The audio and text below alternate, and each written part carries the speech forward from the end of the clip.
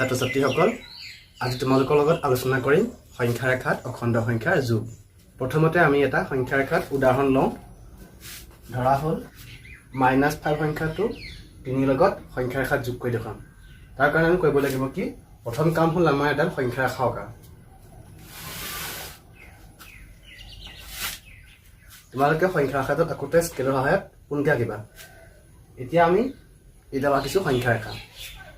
সংখ্যা ৰেখাৰ সদায় একেবাৰে মাজত থাকে শূন্য বিন্দুটো, গতিকে ইয়াত হ'ল এইটো শূন্য বিন্দু।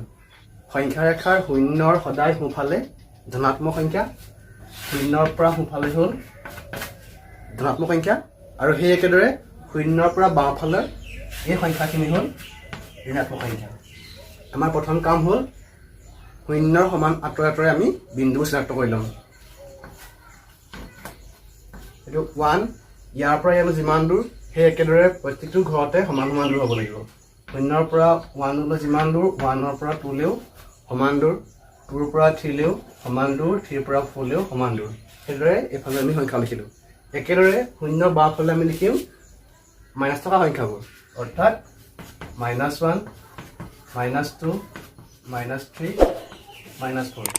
তোমালোকে যিহেতু স্কেলৰ সহায়ত কৰিবা, স্কেলত সমান সমান দাগৰ পোনে পোনে তোমালোকে এনেকৈ চিন দিবা। এতিয়া আমি চাম কি কৰিব লাগিব। 3টো -5ৰ লগত যোগ কৰিম। প্ৰথম সংখ্যাটো আছে 3। সংখ্যাৰ ৰেখাত 3টো চোৱা ক'ত আছে, এইটো 3। গতিকে আমাৰ কাম হ'ল 0ৰ পৰা 3লৈ চিনাক্ত কৰিলোঁ। সদায় মন কৰিবা, সংখ্যা ৰেখাত আমি 0ৰ পৰাহে আৰম্ভ কৰিম, ই লাগিলে মাইনাছেই হওক বা প্লাছেই হওক। গতিকে আমাৰ প্ৰথম কাম হ'ল 3, 0ৰ পৰা 3 চিনাক্ত কৰিলোঁ। এতিয়া চোৱা 5টো কি হৈ আছে, -5টো 3ৰ লগত যোগ হৈ আছে। যিহেতু 5 সংখ্যাটোৰ আগত মাইনাছ চিন আছে, মাইনাছ সংখ্যাবোৰ সোঁফালৰ পৰা বাওঁফাললৈ আহে, আৰু যদি প্লাছ হয় বাওঁফালৰ পৰা যাব সোঁফাললৈ। যিহেতু 5ৰ আগত আছে মাইনাছ চিন, গতিকে ই হ'ল বিজোড় সংখ্যা বা ঋণাত্মক সংখ্যা। ঋণাত্মক সংখ্যাবোৰ সোঁফালৰ পৰা বাওঁফাললৈ আহিব। গতিকে ইয়ালৈকে 3টো হৈ গ'ল। আমাৰ কাম হ'ল ইয়াৰ পৰা 5টা ঘৰ মাইনাছলৈ আহিব। ইয়াৰ পৰা ইয়ালৈ 1টা ঘৰ, 2টা ঘৰ, 3টা ঘৰ, 4টা ঘৰ, 5টা ঘৰ। গতিকে আমাৰ নেক্সট কাম হ'ব 3ৰ পৰা ইয়ালৈ দেখুওৱা। এটা আছিলে 3 সংখ্যাটো, আৰু ইয়াৰ পৰা ইয়ালৈ আহিলে -5। অৱশেষত তাৰ উত্তৰ কি পালোঁ, -2। আমি আনটা উদাহৰণ চাম আহা। আমাৰ 2 নম্বৰ উদাহৰণটো হ'ল -2 লগত -3 যোগ কৰিম। সংখ্যা ৰেখাত যোগ কৰাৰ আগতে যিহেতু দুটা চিন একেলগে আছে, সেইকাৰণে আমি এই দুটা চিনৰ সলনি এটা চিন নিব লাগিব। গতিকে এই দুটা চিনক মাত্ৰ নিম এটা চিহ্নলৈ। সেইকাৰণে কি কৰিম, যিহেতু -2 আছে, ইয়াত দুটা চিন নাই, সেইকাৰণে পোনে পোনে -2 লিখি দিলোঁ। এতিয়া চোৱা, প্লাছ আৰু মাইনাছ দুটা চিন একেলগে নবহে কাৰণে ইয়াক ব্ৰেকেট দি বন্ধ কৰি থোৱা আছে। এতিয়া সংখ্যা ৰেখাত বহোৱাৰ আগতে আমি এই দুটা চিহ্নক নিম এটা চিহ্নলৈ। সেইকাৰণে প্লাছে মাইনাছে যি হয় তাক বহুৱাই দিম। আমি জানো যে প্লাছে মাইনাছে কি হয়, মাইনাছ। গতিকে প্লাছে মাইনাছৰ চিহ্ন সলনি আহিলে মাইনাছ আৰু থাকিলে 3। এতিয়া আমি সংখ্যা ৰেখাত ইয়াক বহাই দিলে উত্তৰ পাই যাম। সংখ্যা ৰেখাৰ সদায় মাজৰ সংখ্যাটো শূন্য, শূন্যৰ সোঁফালৰখিনি হ'ল ধনাত্মক সংখ্যা।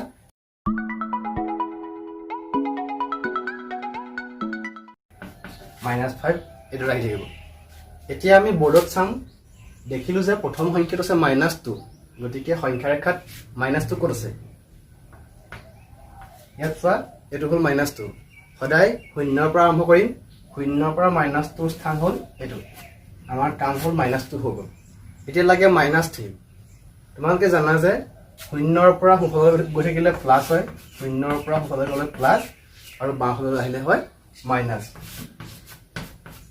যিহেতু এতিয়া 3টোৰ আগত আছে মাইনাছ চিন, গতিকে আমাৰ কাম হ'ল বাওঁফালে আহিব।